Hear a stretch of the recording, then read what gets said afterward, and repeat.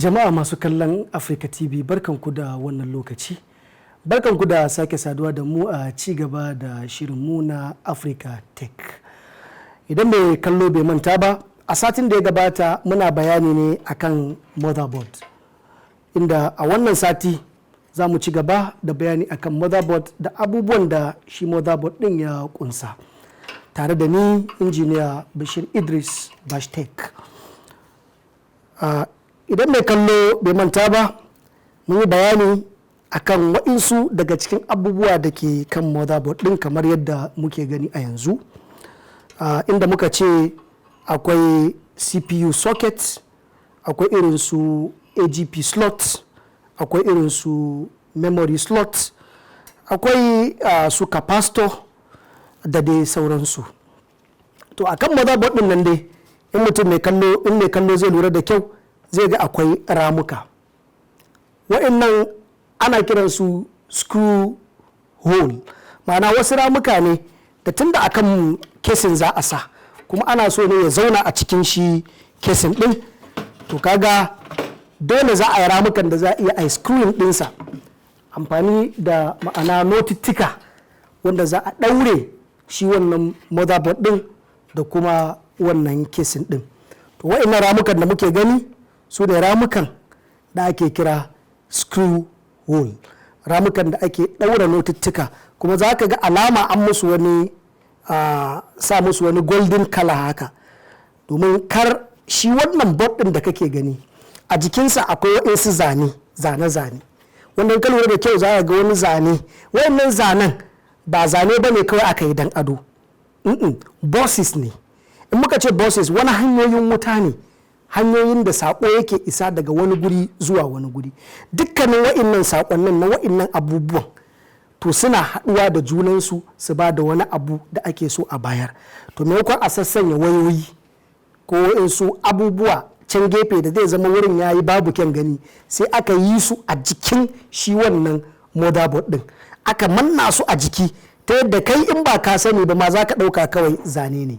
Shi yasa ba a so a yi amfani da solder iron, ko ba ma a yi akan motherboard na desktop, saboda idan ka je ka manna wani abu to kusa da shi kuma akwai bosses wanda wani waya ne a cikin motherboard din ya haɗu da wani wanda yake ba da wani abu, to daga gyara wancan za ka je ka tsinka wancan. Shi yasa idan ɗaya daga cikin bosses ya samu matsala, to a takaice kawai an yi damaging din shi wannan motherboard din.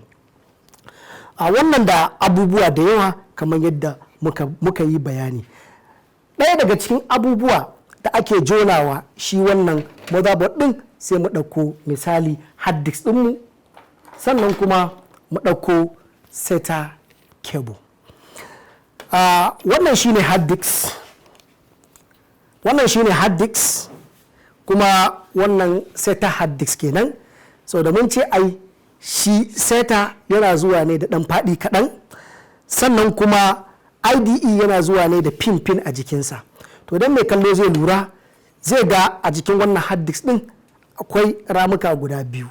To ɗaya na wuta ne, yana an san power, domin mun ci ai dukkanin kayan kwamfuta suna amfani ne da wutan lantarki ko kuma wani wuta da ya zo daga batir, wuta dai da zai zama ya ba shi karfin da zai iya gabatar da aikin da zai yi. To don muka kalla wannan SATA hard disk ne, kamar da ne bayani, yana da slot guda biyu. Akwai na power, mai fadin shine na power wanda ya dan fi tsawo, dan dan karamin kuma shine na kamar display wanda zai iya ya reading data, ya karanta sako daga motherboard sannan ya turawa motherboard din shi ma sako, ya zama sun auri juna, motherboard ya gan shi ma ya ga motherboard din. Sannan kuma ba shi kadai bane haka kawai za a jona shi a jiki, muka ce shi yasa aka yi wannan ramin slots din nan, saboda dole za a samu wata waya da za ta hada shi hard disk din da kuma shi motherboard din. So wannan cable din shine ake kira da SATA cable, wanda shi za a jona a connecting din shi a nan gurin jikin wannan ramin, sannan kuma a connecting dinsa a jikin shi wannan slot din kamar yadda muke gani. Kaga a nan gurin ka hada akwai communication, akwai sadarwa tsakanin wannan motherboard din da kuma shi hard disk din. In mai kallo zai lura zai ga gashi nan sun hada junansu. So amfanin wannan SATA cable din, amfanin wannan slot din na SATA na jikin motherboard da kuma amfanin wannan slot din na jikin shi hard disk din. Wannan kenan. So wannan hard disk din shine SATA hard disk, kuma kamar da muka bayani hard disk yana zuwa capacity by capacity ne, ma'ana girma zuwa girma. Sannan muka ce hard disk din nan storage device ne that stores information permanently. It stores large information, ma'ana yana aje sako mai girma. So girman hard disk ɗinka, girman data ɗin da hard disk ɗin nan zai iya aje maka. Kuma hard disk ɗin nan lissafinsa yana farawa ne daga MB, GB da kuma TB, ma'ana megabytes, gigabytes da kuma terabytes. Megabytes kamar 100, gigabytes kamar 1000, terabytes kuma kamar 10,000. So idan mutum yana da hard disk wanda yake da 800 ko 900 megabytes ko 500 megabytes, kai kuma kana da 1 gigabyte, to 1 gigabyte din nan kaga yana gaba da 500 megabyte, saboda wannan alphabet din zaka duba ba numbers din ba. So idan MB ya zo da 500 kuma GB ya zo da 100, kaga GB yana gaba da MB. Sannan kuma idan aka samu 500 GB ko kuma 2 GB ko 3 GB, aka zo aka samu 1 TB, kaga terabyte yana gaba da gigabyte. Sannan kuma yadda za a yi ka gane girman shi a haka ba tare da kasa a kwamfuta ba, akwai sticker a duk hard disk ɗin da ka samu ko ka siya. A jikin hard disk ɗin in ka kalla da kyau zaka kalla inda zaka samu alphabet ne na GB ko na TB. Zaka yi ta kallo domin zaka ga rubutu da yawa, amma duk inda ka ga GB ya zo to numbers ɗin da ke bayan wannan GB ɗin shine girman wannan hard disk ɗin. Misali kamar yadda wannan yake, zaka ga 500 sannan kuma ga GB, shi ya baka 500 gigabytes. Sannan kuma idan 500 terabyte ne, shi ma in akwai to haka zaka ga ya baka. Idan 1 terabyte ne haka zai baka, idan 2 terabyte ne haka zai baka. So kaga a nan gurin 1 terabyte yana matsayin biyun wannan 500 gigabytes din, domin sai ka samu 500 gigabyte guda biyu kamun zai baka 1 terabyte guda ɗaya.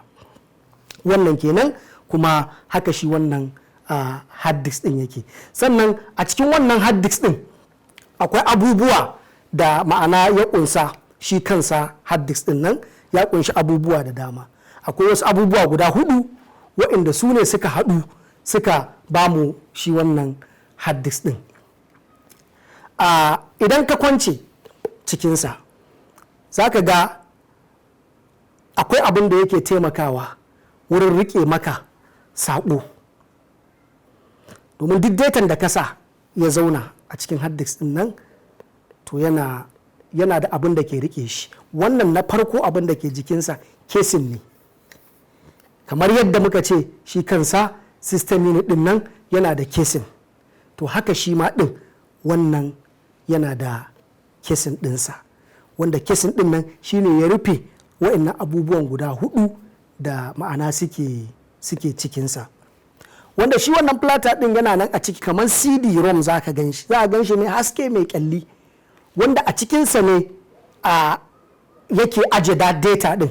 Duk sakon da ka tura a cikin wannan gurin yake zama, ta yadda idan da babu wannan casing din, wannan abin ya samu scratch ko kaɗan ne ya goge, to wannan hard disk din ya lalace, domin ba zai samu dama na ajiye maka sakon da kake so ka ajiye ba. Sannan kuma akwai spindle a cikinsa. Shi wannan spindle din wani abu ne wanda yake taimakawa ya rike shi wannan plata din, sannan kuma ya baiwa plata dama ya zama yana iya ya juya domin ya karanta maka abin da kake so ya karanta maka idan ya ajiye maka shi. Sannan kuma akwai kamar shi wannan read and write arm din, akwai wani abu read and write arm a ciki, wanda wannan read and write arm din shine yake ba da dama idan ma'ana shi plata ya aje maka sako spindle yana juya shi kuma wannan ya ba da dama read a right arm din ya baka dama wurin iya ganin abin da ka ajiye a cikin wannan abin a cikin wannan hard disk din. Sannan kuma akwai kamar abin da ake cewa actuator. Shi wannan actuator din idan ka sa shi yana baka dama, yana ba da dama ne wurin ya tsara maka wa'innan abubuwan yadda kake so ya ajiye su inda kake so ya ajiye su. Idan ka aje wannan a gefe kaza ya zama in ka zo ka sanya a kwamfuta hard disk din zaka gan shi a wannan gefen yadda kake bukatarsa. So wannan a takaice shine bayani akan shi wannan hard disk din da kuma yadda zaka jona shi a jikin shi wannan motherboard din da kuma amfaninsa a ita kwamfuta. A nan za mu dakata a wannan darasi namu duba da ana nuna mana cewa lokaci yayi. Idan mai kowa mai komai ya kai mu mako mai zuwa za mu ci gaba daga inda muka tsaya.